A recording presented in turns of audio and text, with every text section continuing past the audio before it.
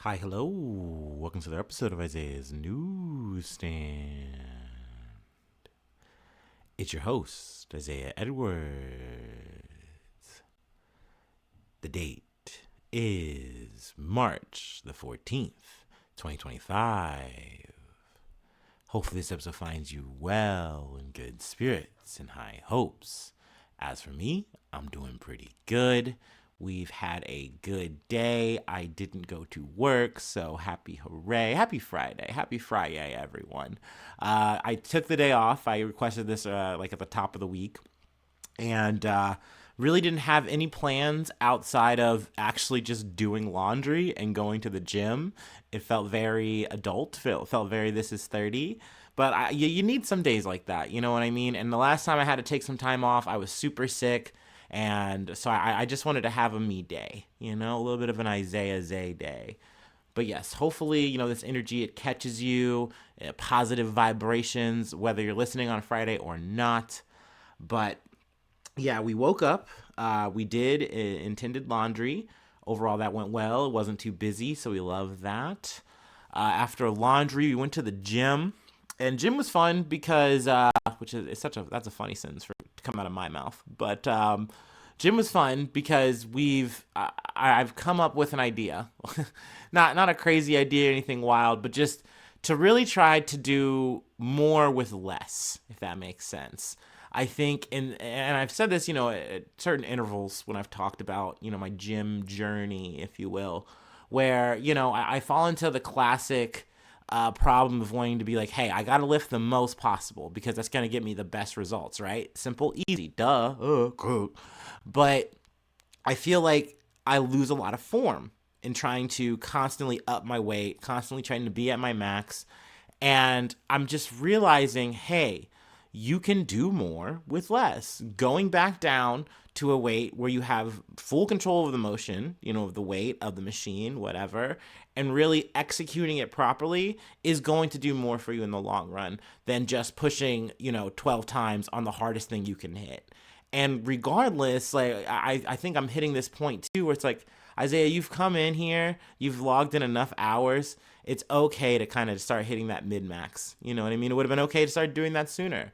And I think not just on my weight training, I'm doing this, but also on my cardio. I've heard a lot of people say, hey, you don't have to go hard. You don't have to be, super maxing your heart rate. In fact, it's better to not actually do that. And I'm like, okay, cool, but I want to do it my way. I want to do it, if it's the hard way, so be it. And I don't regret that. I don't have any, qualms with how I've been doing that, especially in the cardio sense. But I do think that lowering my emphasis on trying to burn as many calories as possible in the day, and just really focus on just saying, hey, don't hurt yourself, literally just don't hurt yourself or your joints or anything like that. Just do the activity like you've been doing, burn a little bit of calories, and that's it. Because, yeah, you might burn anywhere from 20 to 100 more calories going as hard as you can or going harder, but it's just really not worth it, man. You can kind of just stroll through this, and that's not bad. You're not going to get lashings for that. You're not cheating yourself doing that. At least I don't feel so right. I don't feel that way right now. So gym was nice. It was good. It was a solid experience. Came home, took a fat nap, which was probably the crown jewel of the day, the highlight. I don't take as many naps as I used to, and it's always nice to get them in. So we love that. But yeah, now we're here. I feel closer to fully rested, so we love that. It was a good day off. Let's go ahead and do our startup and get into some news. Cue it up. Actually, we do have a good amount of news to cover through today. There was some breaking news that I was like, all right, let's just go ahead and cover that at the top. And then, also, I felt like we were due for some good news. Not that we haven't covered some good news in this week, but, just stories that I kind of miss covering. You know what I mean? So it'll be nice to kind of just have a Big Ten episode, have a lot to kind of run through. Anyway, let's get to our startup. Boom, boom, boom, boom, boom. I don't know. I don't think there would be any in my hypothetical work situation where you'd have music there. But I mean, that would be nice. Wouldn't it be nice if you were getting your little startup meeting with your shift lead or your soup and there was some nice elevator music playing? Would that help? Oh, actually, let me get a little anecdotal or what have you. There was one time when we would do these startup meetings at my job, And for one of my supervisors, he was a military guy, so he liked to like have us do jumping jacks and shit. And it was funny because I feel like half of us would be fine with doing this kind of stuff. Like, okay, whatever. It's not like we're really doing that much anyway, so like, we can do it. Even though technically we were, walking like miles every day, in this warehouse. Well, why are we doing jumping jacks? But the other half would be like, we don't want to do this. And he wouldn't like pressure you or anything, but it was just an encouraged thing to do. So we would just do it anyway. And plus, do you really want to stand and watch a bunch of people do jumping jacks and stuff? Anyway, so that was a special feature of their startup meeting. And I jumping jack? Yeah, I did. But anyway.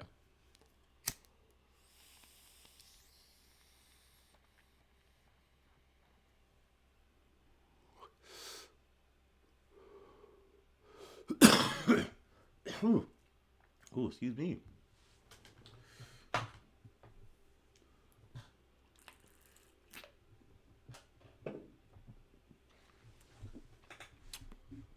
All right. Our first story comes from Axios. 10 Senate Democrats cave to avert government shutdown.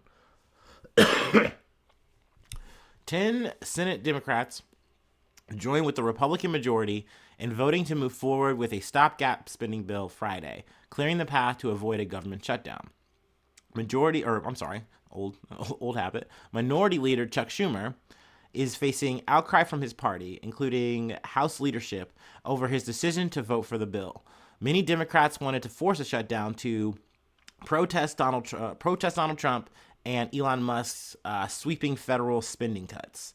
The procedural vote was 62 to 38. Senator Rand Paul, who is a Republican from Kentucky, spaz out there, was the only Republican who voted no.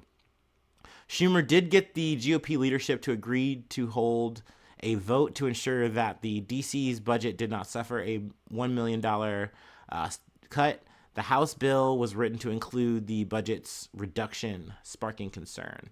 Though, I mean, I don't think that that's even going to work out when they go to hash it back out. But something I wanted to mention that is relevant to it, but I wanted to see what the Senate was going to do. Let's see here. The measure narrowly passed the House earlier this week, with all Republicans except Tom Massey, once again a Republican from Kentucky, voting for it, and all Democrats except Jared Golden, a Democrat from Maine, voting against it. So when this initially hit in the House, it was very contentious, but Johnson was able to corral everyone but Massey, which meant they had the one no vote to actually, throw this into flux. But because of this Jared Golden guy, who it said that, he's in a contentious district. That's something that the media made note of. I think he just said, hey, it's not worth it. It's not worth trying to go to a shutdown. We just have to do this. And he was the one who, filled the vote for Massey, more or less, and allowed this to get bumped up to the Senate. Now, to me, once I heard that, I knew that this was going to pretty much glide through.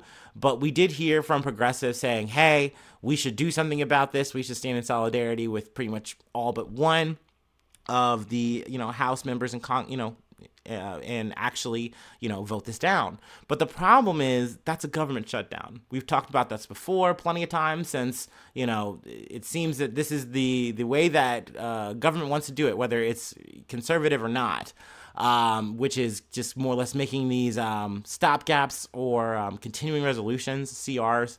And essentially, I think they're not going to be talking or covering anything about the budget until September. But instead of doing what conservatives said they needed to do and were planning on doing, which is saying, hey, we're going to slash the budget, we're going to make these things happen, well, they can't actually sit down and come up with an actual solution. So they're doing the thing that the Dems were doing, or the Libs were doing, whatever the fuck, and, just continuing to kick the can down the road and not really dealing with it. That's part of the reason why Massey is like, no, I don't want to vote for this. We keep saying we're going to do something. We have the power now to do something. Let's start slashing. And essentially they're like, yeah, nah, dude, no one likes that play. We're not going to do that right now. But that being said, kind of back to the progressives, I can understand, and I'm sure there's lefties that are going to be very upset that, you know, these 10 Democrats and Golden did make this decision. I mean, sure, you can be upset with them. I'm upset with the Democratic Party for literally letting the ball fall to this point, like dropping the ball so many times that we get here where it's like, hey, now we have to potentially support a government shutdown, which is never something that's going to be good. So to me, whether it's something that it's like the Republicans are trying to push for because they want to be chaotic, they don't want to fucking abide by this thing, and they want to make the Democrats look as bad as possible. Well, it doesn't make sense to me to be like, oh yeah, no, it's good though when the Democrats want to do it. No, this would not be good for America. This would not be good at all for people to get furloughed, especially in a situation where you have Donald Trump already doing cuts anyway. Like, yes, you're protesting this and you're fighting to try to get more control over the spending, to try to make this Doge shit like more in line, you know, more on rails. But at the end of the day, triggering a government shutdown would just allow this administration to just start hacking and slashing jobs anyway in government. Just saying, hey, you're on ice, you're gone, don't come back. So it's a losing battle in my mind, no matter how you really angle this. But I get why AOC is, you know, doing her little yap session and getting her points. Like, by all means, go off, do your thing. But you guys could have stopped this by making better decisions in the past. You know what I mean? But too bad we can't hop in the time machine and do that. Too bad even if we did, you guys would still find a way to fucking fuck the dog here. So, you know, this is unfortunate. It's a bummer, but it did feel very automatic to me once the House passed it. It was just going to, once again, just zoom on through, and it was just going to be a matter of who is going to flip. So, yeah, I mean, that is how it goes. So we're starting off with that. Let's go ahead and move on. This is a bit of old news, a bit. I mean, I want to say I should have covered this maybe about a week or two ago when I initially heard the story, but I just really didn't get time. I really couldn't find a place to stick it, and I was like, well, you know what? We have today, so why not today? From The Independent. Footage shows UN judge claiming immunity to police before slavery conviction. This is a wild story to me. And United Nations judge who forced a young woman to work as her slave told police, I have immunity, as they arrested her at her home. Body cam footage shows. Lydia Mugambi, 49, was found to have taken advantage of her status over the victim in the most egregious way by preventing her from holding down steady employment and forcing her to work as her maid and to provide free childcare. In footage released by Thames Valley Police, Mugabe, hopefully I'm getting that name right, Mugabe appeared shocked when an officer said he was arresting her under the Modern Slavery Act. She then had, excuse me, she then had a conversation with the officer in which he said, I am a judge in my country. I even have immunity. I am not a criminal. Asked to reaffirm that she had immunity, Mugabe told the officer, yes, I have a diplomatic passport. Now, I wanted to pause here because I remember watching like SVU and thinking that was a fucking like almost a real thing in my dumb like kid brain at the time. Like, oh yeah, like I mean, if you have diplomatic immunity, you can just flash that and you'll be fine. You can't be apprehended. It's like no. Like once again, just like with the police officer, it doesn't give you a license to kill. It doesn't give you a clean slate or a legal barrier against anything. Like shit like that, to my knowledge, to my limited knowledge, of course. Like let's say you have a traffic ticket, something minor, you can't get hemmed up over this. Like we're not gonna really bother you or you know slow you up over that. Now, if you're doing fucking human trafficking, murder, et cetera, et cetera, et cetera, no, man, like that's illegal. Like that's very bad. Like we're going to get you for that. So it's crazy to kind of pull this move. If I'm not mistaken, in years past, we've covered stories that are similar to this, where you more or less have someone, you know, in slavery working for you in a maid-like capacity or some kind of like side work, and you know, but they've been convinced, they've been coaxed into saying, oh, this is the only way Like, I'm stuck here. I'm stuck in this situation. There's nothing I can do. You might have come under these like false or limited pretenses, but now they're changing it. And it's like, well, they have some kind of power. And I'm sure Mugabe told the person this, and they probably would believe it. Because, like I said, I know my dumbass did way back when. So it's one of those things where it kind of has a certain kind of ring to it, and you think it might be true. But no. This is illegal activity. You cannot do this. You will not get away with it. Let's see. I did not, I'm sorry, I'm skipping ahead. The conversation ended with the defendant saying, "I came here as a student. I don't need anyone to work for me. I didn't come with her. She asked me because she has worked at my home before. She asked me." Mugabe, who is also a high court judge in Uganda, was found guilty on Thursday for conspiring to facilitate the commission of a breach of UK immigration law, facilitating travel with a view to exploitation, forcing someone to work, a conspiracy to intimidate a witness after a trial at Oxford Crown Court. So she did like an end run with some minister, and I think, maybe family or something to that effect, family, friends, whatever. And once again, coerced the person that they had taken into slavery to say, hey, you need to drop this statement. You need to write up an email, and I guess they templated an email for her to send, and you need to drop this case. And so they added that once they figured that out. So it's like, thank God, because that's crazy to exert all this will, and then now you're caught. Now you realize, like, oh, this my ultimate diplomatic immunity pass didn't work. So now I have to like do fucking coercion. I have to double down on crime. It's like, yeah, no, there was nothing legal about what you were doing. Like, it doesn't matter that you're a judge. It doesn't make you omnipotent. It doesn't make you invincible. Let's see here. Caroline Howley, KC, prosecuting, told jurors during the trial Lydia Mugabe has exploited and abused her alleged victim, taking advantage of her lack of understanding of her rights to properly paid employment and deceiving her as to the purpose of her coming to the UK. Jurors accepted the prosecution's case that Mugabe, who was studying for a law PhD at the University of Oxford, had engaged in illegal folly with Ugandan Deputy Commissioner John Leonard Mugawa, in which they conspired to arrange for the young woman to come to the UK. Prosecutors said they took part in a very dishonest trade-off in which Mr. Mugawa arranged for the Ugandan High Court Commission to sponsor the woman's entrance into the UK in exchange for Mugabe attempting to speak to a judge who was in charge of legal action in which Mr. Mugawa was named. Jurors also accepted that the defendant conspired to intimidate the woman and to have her withdraw her support for the prosecution or the charges against her to be dropped. Which we talked about, the pastor and the whole email thing. So yeah, there's going to be sentencing on this May 2nd. So hopefully around that time I can come back with an update on this story.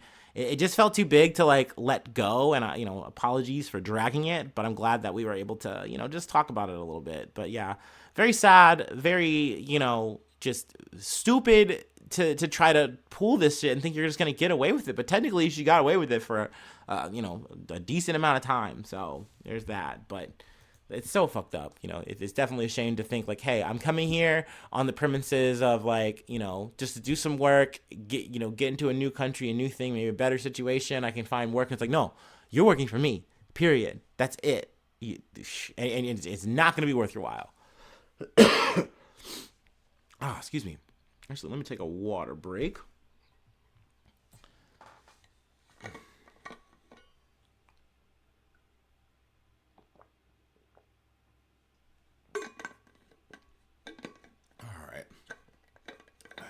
Our next story comes from ABC News. DHS arrests another student involved in Columbia University protests. The Department of Homeland Security has arrested a second student who was involved with Columbia University protests, the agency announced. Liqua Corda was arrested by agents from Homeland Security investigations for allegedly overstaying her expired visa, which terminated on January 26, 2022. She was also allegedly arrested in 2024 for her involvement in the protests, according to DHS. Korda is a Palestinian from the West Bank, according to DHS. Excuse me. Skipping ahead a bit, because this is an important thing that I didn't cover. I didn't think that I was even really going to have to cover, because I wouldn't think anyone would use it, but it does make sense. The agency said another student involved in the protest, Ranjani Srivasan, or Srini, we're going to say Srinivasan, and an urban planning student at Columbia and Indian citizen, used the CBP app, CBP Home app to self-deport. Now, the CBP Home app is a rework of what the Biden was using, or the Biden administration was using, for migrants who were trying to get in, and it's like, hey, no, you can't get in, but we're going to give you a shitty phone, or, you can, get on this app, and by using it, it'll be like a port to like set up meetings, do the things that you need to do to potentially get into the country in the future.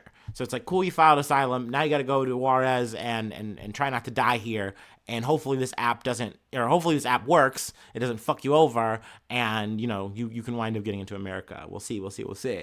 Now it's been reworked to say, hey, if you know that you're not supposed to be here, according to how we are saying or viewing this shit, you can just use this thing, hit the self-deport button, and I guess we will get you in the process of just getting you on out of here. And I'm like, wow, that's so, I don't want to say macabre, maybe I'm being dramatic in that, but it's just like to wake up one day and see this one shitty thing be reworked into another franken shitty thing, like version of itself. It's like, ugh, bad to fucking worse. But once again, I didn't think I was going to cover this, because who would use this? Like, you've already gotten here. Like, you're already here. Fuck it. Like, fuck it, we ball. That's what I would say. I don't know. That's hypothetical me in that situation. But I also understand, too, you're already involved in protests. They're giving you an option to just be like, hey, man, you can just be done with this shit. Fuck this shit. And I can understand saying that and hitting the button. So I do get it. Let's see, here's a quote from Kristi Noem, and that is, known dog killer, Kristi Noem. It is a privilege to be granted a visa to live and study in the United States of America, DHS Secretary Kristi Noem said. When you advocate for violence and terrorism, that privilege should be revoked, and you should not be in this country. I'm glad to see one of the Columbia University terrorist sympathizers use the CBP Home app to self-deport. Yeah, I wish you. Let me. If I speak. Federal agents with DHS also searched two Columbia University students' residences Thursday night, but did not arrest or detain anyone. I also don't know if they found anything. It seems very invasive for no fucking reason. But once again, they are trying to exert power and authority here. They are trying to swing their big dicks around and make waves and scare people. So, what can you do but endure it? It's a shame that they are continuing on with these arrests, with these pushes for deportation. It's a whole ass fucking pressure campaign. Mind you, once again, Donald Trump is still going to go around and say, oh, if you have any DEI, I'm not giving your school any fucking funding. There's just still so much. There's a full court press here on any kind of protest activity. Once again, they really want you to just roll with this shit and not make any waves. Also, a little bit of an update here. Earlier Thursday, at least 98 people were arrested at a protest in the lobby of Trump Tower in New York City, calling for Khalil's release, which is Mahmoud Khalil. So, yeah, just a bit of updates there. We love more news. Anyway, we mentioned India. We're going to be going to India, talking about a little bit of crypto scamming, a little bit of arrests. Anyway, from CNN, India, my voice, it cracked. India arrests man accused of running $96 billion crypto exchange at request of U.S. Indian authorities have arrested a Lithuanian man wanted by the U.S. for allegedly running a $96 billion cryptocurrency exchange that allowed terrorist organizations drug traffickers and cyber criminals to launder money. So I guess it's really not a scam when I say it and I say this out loud.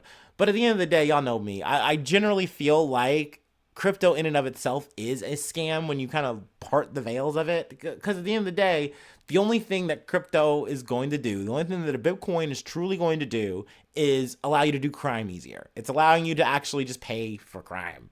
Which, I mean, hey, do you think? I don't really have a problem with that. I just think it's a weird push to try to make this thing a standardized thing, which this administration is trying to do, which more or less is only resulting in just people who want to launder money to Donald Trump and the Trump administration to kind of get their favors across and get their power exerted. I mean, cool, I guess. Now we have a standardized Bitcoin thing that we're trying to make a thing, but we're not investing in it really. We're just taking stolen Bitcoin and putting it in here. So maybe some of that's going to go here. I don't fucking know. But once again, to me, this is vaporware unless you're using it for crime. So it's kind of hard for me to say, oh, he was doing a scam when it's like, no, he was just running an exchange. Like, oh, was there crime on the exchange? Oh, oops. Look, what do you want? You're not fully regulating this shit, and then of course people are gonna fucking find loopholes and exploits. But anyway, I'm already in the weeds here. But I mean, hey, this is the crypto world. The arrest caps an intense U.S.-led manhunt for Alesky, which I'm totally butchering this, Besyakov, that escalated last week with the seizure of the crypto exchange, the freezing of $26 million in assets, and the unsealing of an indictment against Besyakov and an alleged accomplice. The U.S. is expected to pursue Besyakov's extradition to the U.S. Eastern District of Virginia in what would be a big win in the years-long battle against money laundering services that allegedly fuel global crime and terrorism. The arrest shows that while the Trump administration has eased pressure on Russia in some areas, such as offensive cyber operations, the U.S. or the Justice Department is aggressively pursuing accused criminals with a connection to Russia. I mean, I guess I feel like you're kind of doing tricks on it there, but I mean, hey, they're trying to make some examples of people. That's for sure. Besyakov has been living in Russia, according to the Justice Department. It is unclear why Besyakov traveled to India. Police in the southwest Indian state of Kerala arrested Besyakov this week. In India's Central Bureau of Investigation said in a statement that referred to Besyakov as a fugitive. Let's see. Let's skip ahead a bit. The arrest comes less than a week after the Justice Department unsealed an indictment against Besyakov and Alexander Mira Serda, a Russian man, for allegedly running Garantex. Besyakov was in charge of keeping Garantex online and running its infrastructure, while Mira Serda was the exchange's co-founder and chief commercial officer. So, I mean, yeah, this was a thing that happened, and I was like, well, we haven't talked about crypto in a little bit. I feel like since the Justin Sun, maybe a little bit there, talked about him getting off the hook. But once again, that's the shit I'm talking about, where it's like, yeah, man, you just get to like give the Trump administration some token money or some government token money or whatever the fuck. Doesn't do any fucking thing. But next thing you know, you're getting off the hook for, some potential crimes. Maybe that's what these guys have to do, and then they'll be fine. Maybe they or maybe it's too late for that. Who knows? Time will tell. We'll see. We're living in interesting times with this administration, that's for sure. But no, this is a very much a cyclical thing, a very cat and mouse game where you see one part of the government saying, hey, we're going to crack down on this shit. And then the other half literally just letting it in, literally just trying to like make it just as standard as the fucking dollar. And you're only going to see more of that now. You're going to see less pushback against that now. So it just seems like a really funny joke. And I just keep to get to talk about the punchlines as they come. But, yeah, it is what it is. I don't mind. Me personally, am I ever going to get into Bitcoin? No, hell no, dude. No fucking way. Let's see. Let's move on. The rest of these stories, they're lighter. They're funner. Once again, I wanted to kind of return to just something feel goody. You know what I mean? Especially with like the medical stuff. It's nice when we're talking about science or tech, whatever. I think that's cool. I like nerding out with y'all. Anyway, once again from CNN. Man lives for 100 days with artificial titanium heart. and successful new trial. An Australian man lived for 100 days with an artificial titanium heart while he awaited a donor transplant, the longest period to date of someone with the technology. The patient, a man in his 40s who declined to be identified, received the implant during surgery at St. Vincent's Hospital, Sydney, last November. In February, he became the first person worldwide to leave the hospital with the device, which kept him alive until a heart donor became available earlier this month. So that's a super just cool thing. I didn't even know that titanium hearts were a thing that you could do. We've talked about pig hearts and pig kidneys and things of that nature, but this was uncharted territory to me. So the fact that not only is this a thing that we've been trying and it's been successful in hospital, but to have worked so well that a person can leave the hospital, come back, and then get a whole new heart, and everything worked out hunky-dory, quick as you like, that's great. That's awesome. That seemed like a really cool development that I wanted to yap about. According to the statement issued Wednesday by St. Vincent Hospital, Monash University, and Bivacor, the U.S. Australian company behind the device, the man who had severe heart failure was recovering well. The ability of the device to sustain him for so long is being celebrated as a sign that the artificial heart could potentially offer a long-term option for people suffering heart failure. The device is still being trialed. It has not been approved for general use. Let's see. Let's talk about how it works. The Bivacor Total Artificial Heart, or the TAH, the TA, has a single moving part, a levitated motor that's held in place by magnets. As the name suggests, it's constructed from titanium, and there are no valves or mechanical bearings that may be susceptible to wear. It pumps blood to the body and lungs, replacing both ventricles of a failing heart. So yeah, I mean, this is something that could be a huge game changer in the future. Heart disease is a big fucking way. It's a very prevalent issue. You know what I mean? Heart disease, things of that nature. So something like this that could give you a chance to, wait out for a transplant or things of that nature, it's very clutch. It's very major. So happy to talk about it. And I gotta say, it just looks cool. I got it in the thumbnail. That shit look kind of rad. I remember seeing that and I'm like, man, hey, feel free to steal this because I ain't gonna probably put any money on it. I would love to see like a titanium heart tattoo. Like, once again, very dorky, very geeky, but that it would be cool. Except for the fact that I don't know what you would do with a hose. Maybe you might have to do a little bit of artistic license on that. But man, I would love to see that shit like on somebody's chest. Like, oh, it's that. It's like it's a heart. Or I've always wanted a heart on your sleeve tattoo. I've always wanted that. I feel like I might do a titanium heart. That'd be kind of hot, kind of fire. But yeah, I wanted to talk about a little heart news. Let's end off though with a bear of a tale. We're gonna talk about Boki the bear to close out. But before we get into that, let's take our last break and then we'll get back to Boki.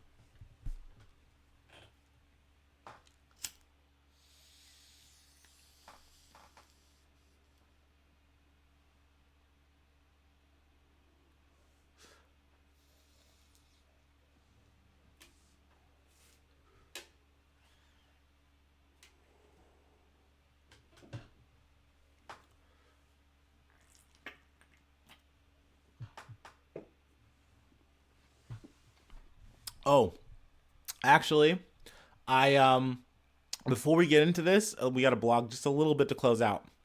I did have a couple of epiphanies, and it's worth discussing. So we got to do a little quick Bev corner. So y'all know how I talk shit about Dole juice. I said a lot of bad things. I maintained and stand by half of that. Okay. Now, where I will make my concession, we got a Dole lemonade at work. I tried it. It's not the worst lemonade. They're beating Minute Maid on the lemonade. I will say that flat out. I have to make that amendment, that correction. And then also, I was at the gas station and I picked up a strawberry lemonade Dole. Gotta say, pretty good for what it was. I will give them credit where it's due. They are shitting on Minute Maid. So, fuck you, Minute Maid. And kudos to Dole, though. Do better on your apple juice. That shit was disgusting. Anyway, no, their apple juice, I didn't try their apple juice. It was the orange juice that was mid. The orange juice was mid. Do better on the orange juice, Dole. And maybe I'll try your apple juice. We'll see. Time will tell. Anyway, let's get to Boki the Bear from BBC. Boki the bear emerges healthy after brain surgery. They did surgery on a bear, by the way. A brown bear, which had life-saving brain surgery last October, has emerged from semi-hibernation looking happy and healthy, his keepers have said. Boki underwent the procedure at Wildwood Trust near Canterbury after an MRI scan revealed he had hydrocephalus, a buildup of fluid in the brain, which had been causing seizures. Could you imagine a poor little bear having a little seizures? Like, blah, blah, blah. But you couldn't help it. You couldn't help that bear. If you saw that shit on a hike, you have to let it walk. Because what if it, like, has a bear just bam, and slashes you? And what if it stops having the seizure and then, like, attacks you? You know? So that would be really a bummer. It would be really sad to see a bear having a seizure. I thought about that. I was like, damn, tear. The operation took nearly 6 hours, with surgeons fitting a stent between his brain and abdomen to help him pass the excess fluid. John Ford, head of bears at Wildwood, said although Boki had made a remarkable recovery, it was still early days. He's looking brilliant, happy, and healthy, and we haven't seen any negative signs from him. All his personality traits are still there. He's the same old Boki we love. Mr. Ford said Boki did well for his first ever hibernation, but had lost about 30 kilograms or 66 pounds. While we think it's because he's grown while he's asleep, so a lot of energy has been used for that. Our first job will be to put some weight back on him. Boki was adopted from Port Limpy Wild Animal Reserve in December of 2022 after he was rejected by his mother. That's so sad. Nature can be so goddamn cruel, no? Once he arrived at Wildwood, staff members helped him learn bear behaviors and integrated him with the trust's 2 adult bears, Fluff and Scruff. This could be a Disney movie, y'all. This could be so adorable. But yeah, I mean, this story kind of came to my attention because of him coming out of coming out of hibernation. I guess they felt safe, I guess, to talk about it more, maybe. I don't know. But yeah, this was a cute story to talk about. I'm glad that the surgery went well. I'm glad that hibernation has gone well for Boki. Hopefully he, continues to improve and grow and get big and strong, and no more seizures. No more seizures for Boki. Anyway, that is where I will leave it for today. If you'd like to help out, support the effort, become a newsie today. Patreon.com/IsaiahNews. Let's see here. Free ways to hit me up, IsaiahNews1@gmail.com. Feel free to follow me or the podcast on any of the socials. Follow me on the YouTube. Follow me on the TikTok. Follow me on the Spotify. Those are all ways where you can kind of keep up with the Joneses, and it helps out my algorithm. Potentially even gets me monetized. We're talking like YouTube. So, hit that button. Leave a cool like. Leave a like. Leave a cool comment. But I mean, liking is just generally cool. Disliking is not cool. That's kind of whack. It's kind of whack energy. But like, whatever. Do what you want. But leave a cool comment. That's always dope. Leaving a bad comment, I'll probably yuck on ya. But constructive criticism, that's always appreciated. Just don't, within reason. Anyway, sharing is caring.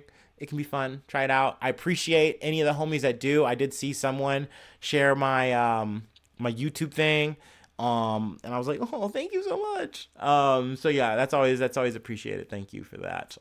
But yes, thanks so much for tuning in. Thanks so much for being a friend, and hopefully I see you soon for some more good news. I love ya. Bye-bye. Mwah.